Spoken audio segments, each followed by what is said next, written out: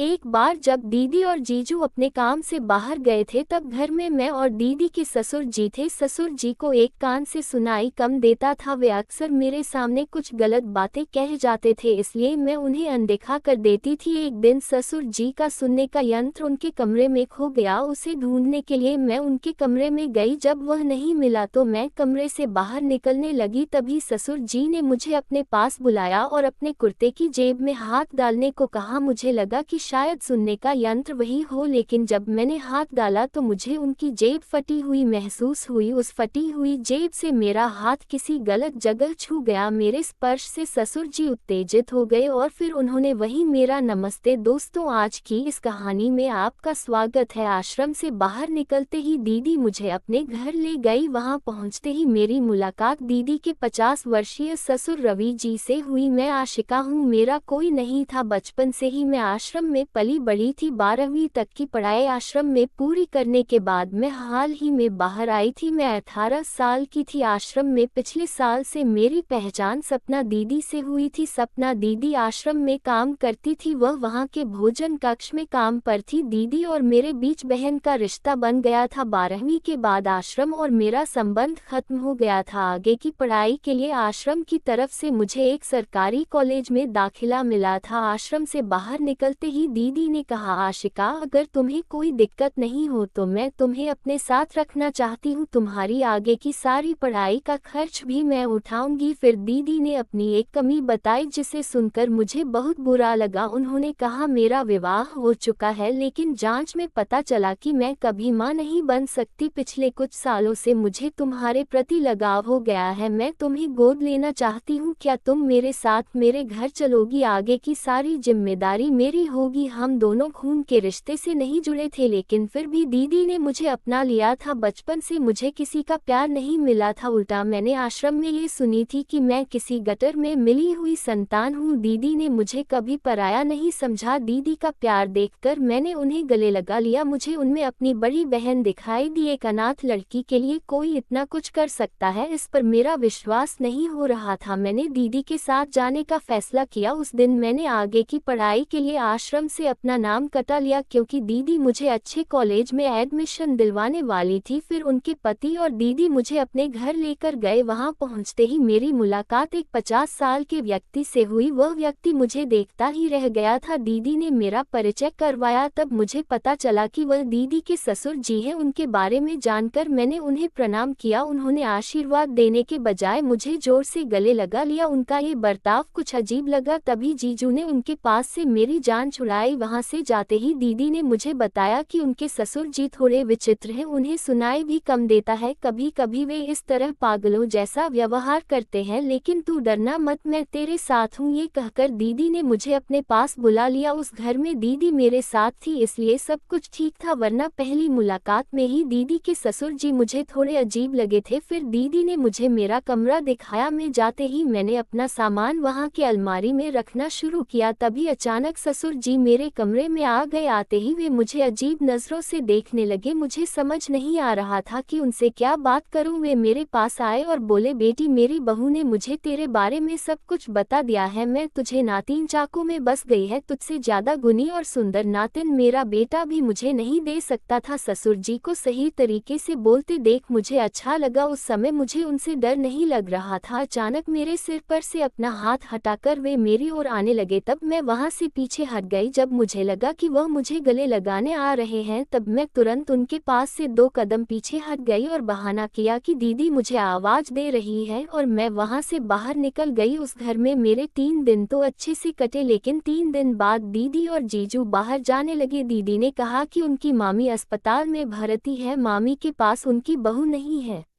इसलिए दीदी को ही उनकी देखभाल के लिए जाना पड़ रहा है। अब ससुर को तो मैं कहीं ले नहीं जा सकती क्योंकि बाहर जाने के बाद उन्हीं का ध्यान रखना पड़ेगा। तुझे घर के सारे काम आते हैं, अब कुछ दिन मेरी अनुपस्थिति में घर संभाल लेगी ना? सपना दीदी मुझसे एकदम विनम्रता से बात कर रही थी। मैंने कहा, दीदी, तुम्हें मुझसे इतनी विनम्रता करने की जरूरत नहीं है। अब ये घर और ससुर जी मेरी ही जिम्मेदारी है। तुम अपनी दूसरी जगह की जिम्मेदारी निभाओ। यहाँ मैं ससुर जी और घर की अच्छी तरह से देखभाल कर लूंगी। तब दीदी ने कहा तू समझदार है, लेकिन फिर भी मैं तुझसे कह रही हूँ, मेरे ससुर कभी कभी चिड़चिड़ाते हैं, उनकी चिड़चिड़ाहट देखकर तू डर मत जाना, उन्हें समझने की कोशिश करना क्योंकि वह ऐसे ही है। मैंने दीदी से कही तू निश्चिंत होकर मामी के पास जा, यहाँ मैं सब संभाल लूंगी। फिर दीदी और जीजू निश्चिंत होकर गाँव चले गए। उनके जाने के बाद उस घर में मैं और दीदी के ससुर जी ही रह गए थे। उस रात खाने के समय ससुर जी ने एक अजीब सा बर्ताव शुरू कर दिया। वे मेरे हाथों से खाना खाने की जिद करने लगे। दीदी ने पहले ही मुझे उनके बारे में बताया था, इसीलिए मैंने उनसे डरने के बजाय उनकी बीमारी को समझा और उन्हें अपने हाथों से खिलाने लगी। जब मैं उन्हें खाना खिला रही थी तब वह बार बार अपने हाथों से मुझे गलत जगह स्पर्श करने की कोशिश कर रहे थे। मैंने एक दो बार यह सहन किया, लेकिन तीसरी बार जब उन्होंने ऐसा किया तो मैं उन पर गुस्सा हो गई। मेरे गुस्से होने पर ससुर जी ने सिर झुका लिया। उनका उतरा हुआ चेहरा देखकर मुझे लगा कि शायद मुझे उन पर गुस्सा नहीं होना चाहिए था। बेचारे वह तो अपनी बीमारी से परेशान थे, कभी कभी वह क्या कर रहे हैं यह उन्हें खुद भी समझ में नहीं आता था। फिर मैंने उन पर गुस्सा नहीं किया, उनकी हरकतों को समझकर मैंने उन्हें पेट भर खाना खिलाया। उनके खाने के बाद मैं खाने बैठी। उस रात जब मैं अपने कमरे में सोई तो मुझे बार बार ऐसा लग रहा था कि कोई मेरे कमरे में झांक रहा है। आधी रात को तो मुझे ऐसा भी महसूस हुआ कि कोई मेरे सिर पर हाथ फेर रहा है, लेकिन मैं गहरी नींद में थी, इसलिए चाहकर भी अपनी आंखें नहीं खोल पाई। देखते देखते 5 दिन गुजर गए। अब दीदी और मेरी भी ज्यादा बात नहीं हो पा रही थी, लेकिन ससुर जी का अजीब बर्ताव बढ़ता ही जा रहा था। मुझे खासकर ससुर जी के बारे में दीदी से बात करनी थी, लेकिन कभी उसका फोन नहीं लगता तो कभी वह फोन नहीं उठाती थी। एक बार मैं नहाने गई, तभी अचानक मुझे फोटो क्लिक करने की आवाज सुनाई दी। वह आवाज सुनते ही मैंने बाथरूम की खिड़की के पास देखा तो वहां कोई नहीं था, लेकिन उस दिन के बाद रोज मुझे ऐसा लगने लगा कि जब भी मैं नहाने जाती हूँ कोई मुझे देख रहा है। उस घर के आसपास ज्यादा घर भी नहीं थे, अगर घर थे भी तो वहाँ कोई रहता नहीं था। मुझे लगा कि कोई मुझे देख रहा है। क्या मेरा शक सही है? इसे जांचने के लिए मैंने एक तरकीब निकाली। रोज की तरह मैं सुबह नहाने गई। बाथरूम में जाकर मैंने पानी का नल चालू किया और फिर बाथरूम से बाहर आ गई। जब मैं बाथरूम के बाहर आई तो मैंने देखा कि ससुर जी वहां खड़े हैं। हालांकि उनकी लंबाई खिड़की तक नहीं पहुंच रही थी, फिर भी वे हाथ आगे बढ़ाकर अपने मोबाइल में कुछ कर रहे थे और खिड़की के बाहर खड़े थे। बिना कुछ कहे मैंने उन पर जोर से चिल्ला दी। मैंने कहा, ससुर जी आप ये क्या कर रहे हैं? तो मतलब मेरा शक सही था, रोज आप ही मेरी गलत तस्वीरें खींच रहे थे। मुझे देखकर ससुर जी घबरा गए। उन्होंने कहा, तू मुझे गलत समझ रही है, मैं तो बस तेरी सुरक्षा के लिए यहाँ खड़ा था। इससे पहले जब तू यहाँ नहीं थी इस कमरे को बंद रखा जाता था। कई बार इस खिड़की से बड़े जानवर अंदर आ चुके हैं, इसलिए मैंने सोचा कि कोई जानवर अंदर न आ जाए, इसलिए मैं यहाँ आया। अगर तुझे बता देता तो तू डर जाती, इसलिए मैंने तुझे कुछ नहीं कहा। मुझे समझ आ गया था कि ससुर जी झूठ बोल रहे हैं। अगर यहाँ इतने बड़े जानवर आते हैं तो वे खुद वहाँ कैसे खड़े थे? मुझे धीरे धीरे उनकी बुरी नज़र का एहसास हो रहा था। हालांकि मुझे गुस्सा आ रहा था, लेकिन वे अपनी सफाई देने में ही लगे थे। तभी गुस्से में मैं कमरे के अंदर चली गई। अंदर जाते ही मैंने दीदी को फोन करने की कोशिश की, लेकिन उनका फोन नहीं लग रहा था। अब मुझे ससुर जी से डर लगने लगा था। उस दिन मैंने पूरे दिन कमरे से बाहर कदम नहीं रखी। मैंने इस बात की भी परवाह नहीं की कि उन्होंने खाना खाया है या नहीं। उसी रात ससुर जी मेरे कमरे का दरवाजा खटखटाने लगे, लेकिन मैंने दरवाजा नहीं खोला।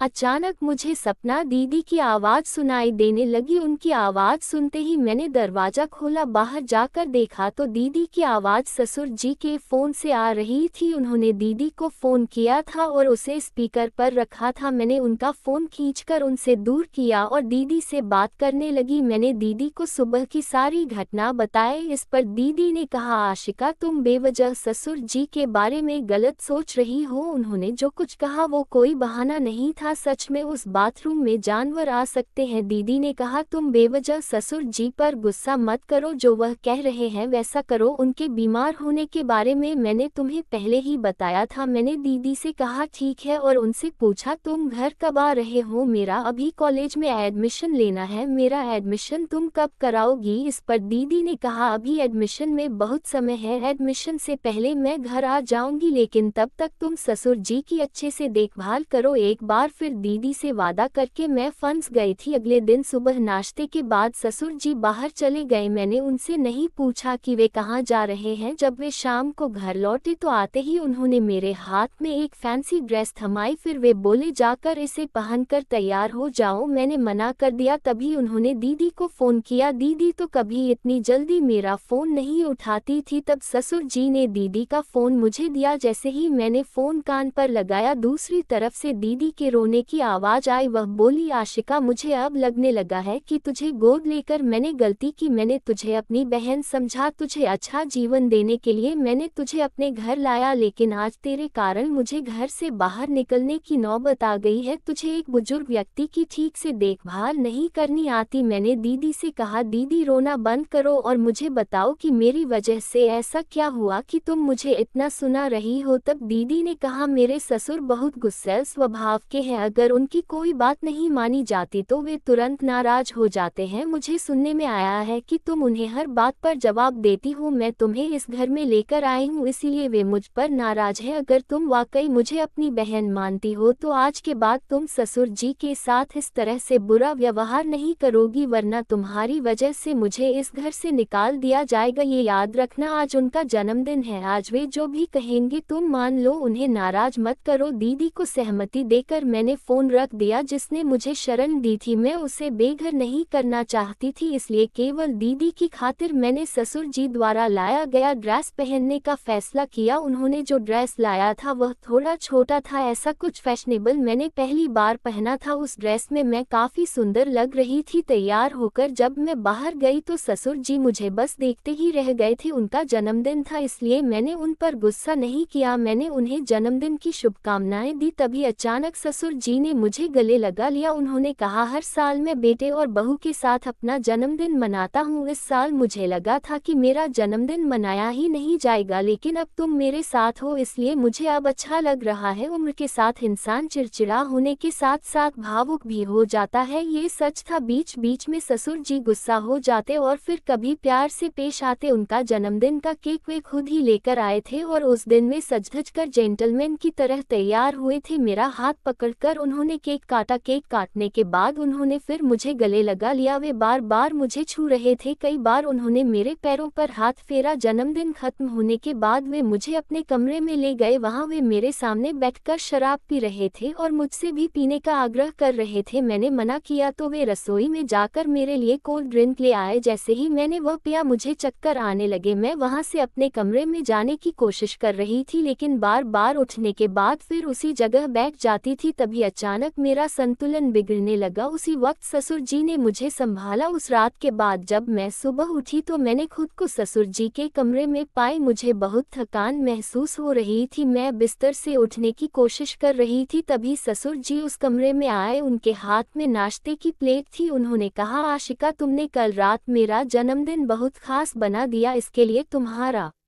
बहुत बहुत धन्यवाद। बोलते बोलते उन्होंने मेरे हाथ में नाश्ते की प्लेट थमा दी। फिर दोपहर के समय जब मैं तैयार होकर कमरे से बाहर निकली तो मुझे ससुर जी की आवाज़ सुनाई दी। मैं उनके कमरे में जाकर देखती हूँ तो वे कुछ ढूंढ रहे थे। मुझे देखते ही उन्होंने कहा, मेरा सुनने वाला यंत्र कहीं गिर गया है, उसे ढूंढने में मेरी मदद करो। मैं उनकी मदद करने लगी। तभी अचानक ससुर जी ने अपने कमरे का दरवाज़ा बंद कर दिया और मुझे अपने पास बुलाया। जैसे ही मैं उनके पास गई ससुर जी ने मेरा हाथ अपने कुर्ते की जेब में डाल दिया। वे बोले, एक बार यहाँ चेक करो, शायद यहाँ वह गिरा हो। जब मैं उनकी कुर्ते की जेब में हाथ डाली तभी मुझे उनकी जेब फटी हुई महसूस हुई। मेरा हाथ उनकी जेब में फंस गया था। उसी समय ससुर जी ने मुझे अपनी ओर खींच लिया। मैं खुद को उनसे दूर करने की कोशिश कर रही थी, लेकिन उनकी फटी हुई जेब में मेरा हाथ अटक गया था। गुस्से मैंने ससुर जी से कहा, आप ये क्या कर रहे हैं? आप यह मत भूलिए कि आपने मुझे रिश्ते का नाम दिया है। इस पर ससुर जी ने कहा, तुम्हारी पीठ पर तिल बहुत प्यारा लगता है। ससुर जी की यह बात सुनकर मैं हैरान रह गई। मैंने उनसे कहा, आपको मेरी पीठ पर तिल होने के बारे में कैसे पता? इस पर उन्होंने कहा, कल रात तुम खुद मेरे पास आई थी, शायद तुम्हें याद ना हो, लेकिन मैंने हर पल का आनंद उठाया है। ऐसा कहकर ससुर जी ने मुझे और करीब खींच लिया। वे मेरे साथ गलत करने की कोशिश करने लगे। मैं खुद को उनसे छुड़ाने की कोशिश कर रही थी। मैंने उन्हें कहा, कहा अगर आपने मेरे साथ कुछ किया तो दीदी आपको नहीं छोड़ेगी। मेरी बात सुनकर वे हंसने लगे। उन्होंने कहा तुम्हारी दीदी ने ही तुम्हें मेरी खास देखभाल करने को कहा है। उस खास देखभाल में कौन कौन सी चीजें शामिल होती हैं ये तो तुम्हें समझना चाहिए। मैं ससुर जी को भोला समझकर पिछले कुछ दिनों से उनकी हरकतों को नजरअंदाज कर रही थी, लेकिन अब उनका असली रूप मेरे सामने आ गया था। मुझे ये सब दीदी को भी बताना था, लेकिन उस दिन दोपहर मेरे लिए बहुत बुरी साबित हुई क्योंकि ससुर जी की ताकत के सामने मेरी ताकत कम पड़ गई थी। ससुर जी ने मुझ पर कोई दया नहीं दिखाई थी। जब वे मुझसे दूर हुए तो मैं बहुत रोई। इसके बाद यह उनका रोज का काम बन गया था। अब वे रोज मेरे साथ पति पत्नी की तरह वक्त बिताने लगे थे। उस घर से मैं बाहर भी नहीं जा सकती थी। दीदी भी मेरा फोन उठाने को तैयार नहीं थी। एक दिन अचानक मुझे चक्कर आने लगे। अस्पताल में जाकर पता चला कि मैं गर्भवती हूँ। जब मैं अस्पताल से घर लौटी तो ससुर जी के चेहरे पर मुझे तनाव दिखाई देने लगा। घर पहुँचते ही वे अपने कमरे में चले गए। अब आगे क्या करना है ये पूछने के लिए मैं उनके कमरे में गई तो मैंने देखा कि वे दीदी से फोन पर बात कर रहे थे। उनकी कॉल सुनकर मैंने समझ लिया था कि दीदी जल्द ही घर आने वाली है। पिछले कुछ दिनों से ससुर जी मेरी इच्छा के खिलाफ मेरे साथ गलत कर रहे थे, लेकिन अब मैं उनके बच्चे की मां बनने वाली थी। मैं अच्छे जीवन का सपना लेकर उस घर में आई थी, लेकिन मेरे साथ इतनी कम उम्र में जो कुछ भी हो गया उसने मुझे पूरी तरह हिलाकर रख दिया। अब मेरे मन में ऐसे विचार आने लगे थे कि शायद मुझे ससुर जी को दिल से बेकार कर लेना चाहिए, शिक्षा आदि सब कुछ दिमाग से निकाल देना चाहिए। उस दिन काफी सोचने के बाद मैंने उस सच्चाई को स्वीकार करने का मन बना लिया। उस रात में ससुर जी के कमरे में गई तो वे फिर से फोन पर व्यस्त थे। मुझे देखते ही उन्होंने फोन रख दिया और गुस्से में मुझसे बोले अब क्या है तेरा, क्यों मेरे कमरे में आई है। तब मैंने ससुर जी के चेहरे पर हाथ फेरते हुए कहा ससुर जी मुझे पता है कि आप बहुत तनाव में हैं। आपके तनाव की वजह मेरे पेट में पल रहा यह आपका बच्चा है, ये भी मुझे पता है। मैं यहाँ तुम्हारा तनाव दूर करने आई हूँ, मुझे गलत मत समझो। पिछले महीने भर से हम दोनों ही इस घर में साथ रह रहे हैं, ना सिर्फ साथ बल्कि अब हमारे रिश्ते ने एक नया मोड़ ले लिया है। मैं अब तुम्हें पूरी तरह से अपना चुकी हूँ, यही बताने के लिए मैं यहाँ आई थी। तब ससुर जी के चेहरे पर हल्की सी मुस्कान आई। उन्होंने कहा तुमने मुझे अपना लिया, ये तो खुशी की बात है क्योंकि मुझे भी तुम्हारे साथ या जबरदस्ती बर्ताव करना पसंद नहीं है, पर क्या करूं तुम बहुत जिद करती हो इसलिए मुझे ऐसा व्यवहार करना पड़ता है। अब जब तुमने मुझे अपना लिया है तो मुझे तुम्हारे साथ ऐसा बर्ताव करने की जरूरत नहीं पड़ेगी, लेकिन अब ये बच्चा मेरे लिए सिरदर्द बन गया है। जल्दी से जल्दी हमें इसका कुछ